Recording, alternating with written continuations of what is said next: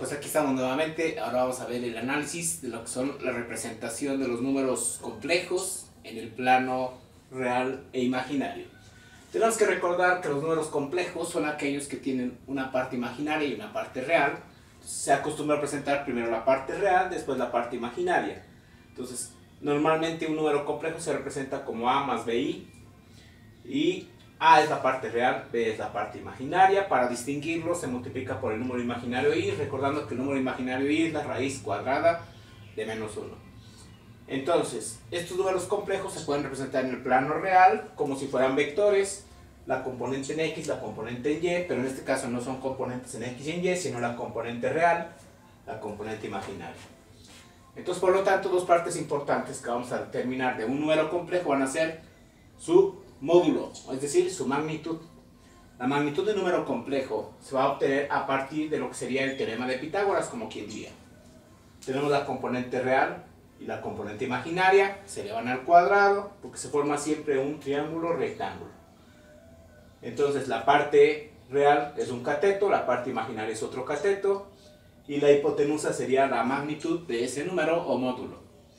El argumento viene a ser el ángulo que forma con una parte del eje real, medido en sentido contrario a las manecillas del reloj. Se manejan ángulos de 0 a 360 grados. Normalmente lo vamos a manejar ángulos negativos. Si son ángulos negativos hay que ver el equivalente que le corresponde al ángulo positivo. Aquí tenemos la representación de tres números complejos. El primer número es menos 3 más 3i. Menos 3 más 3i va a tener una dirección o un ángulo de alfa 1. Como la parte real es negativa y la parte imaginaria es positiva, le corresponden 3 unidades hacia la izquierda y luego 3 unidades hacia arriba, saliendo del origen, me daría el número imaginario Z1, es este. Y su ángulo alfa 1. Entonces en este caso el ángulo corresponde a más de 90 grados, tiene que estar entre 90 y 180. Para el número complejo Z2, sus dos partes son negativas. Menos 4 en la parte real, 1, 2, 3, 4 hacia la izquierda, y luego son 5 unidades hacia abajo, porque son negativas, y me da el número complejo Z2 con un ángulo alfa 2, que es su argumento alfa 2.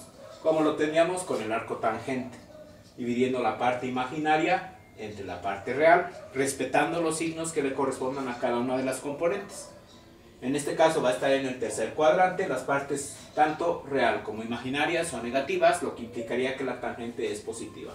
Pero tenemos que recordar que la calculadora nos va a dar un ángulo positivo porque no identifica que la parte real y la parte imaginaria son negativas, y se va a ir a la fácil y nos lo va a dar en el primer cuadrante.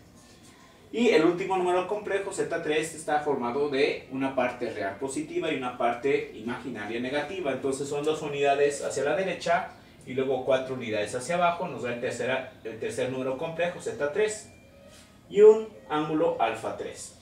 Ese estaría en el cuarto cuadrante, mayor de 270 y 360 grados. Entonces, una forma binomial de un número complejo es presentar la parte real más la parte imaginaria multiplicada por el número i. La forma trigonométrica es multiplicar el módulo, en este caso como quien diría la magnitud, por coseno de alfa más i por el seno de alfa, respetando el signo que vaya a arrojar el coseno y el seno de ese ángulo.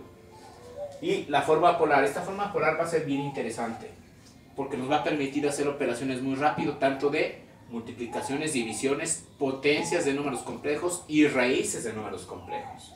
Entonces, estas operaciones las vamos a hacer en el siguiente video. Vamos a hacer sumas y restas y vamos a ver qué número nos resulta con qué dirección. Por el momento ahí le dejo. Espero que vean el siguiente video.